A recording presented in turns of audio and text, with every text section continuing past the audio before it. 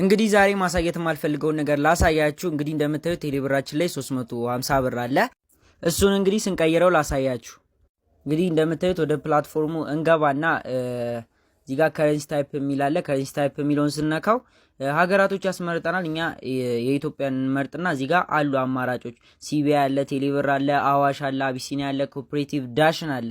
እናንተ በተመቻችሁ መላክ ትችላላችሁ። እኔ ግን በቴሌብር ነው የምልከው። ዛሬ አሳያችኋለሁ ማለት ነው። በደንብ ተከታተሉኝ።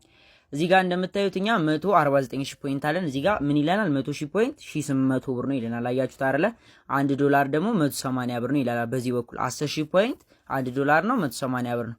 ከዛ እዚህ ጋር ፓስወርድ የሚሰጠን አለ። ራሳችን የምናስገባው ከዚህ በፊት ያስገባነው ፓስወርድ አለ። እሱን ፓስወርድ እናስገባና ቬሪፋይ እንለዋለን ማለት ነው። እንግዲህ እንደምታዩት ብራችን ገብቷል። 1700 ብር ገብቷል። ፊ 3% ስለሚቆርጥ እንደዚህ ይሆናል ማለት ነው። ከዛ አሁን ደግሞ ምን እናረጋለን? ቴሌብራችንን ሂደን ቼክ እናረጋለን ማለት ነው። አሁን ቴሌብራችንን ሂደን ቼክ እናርግ።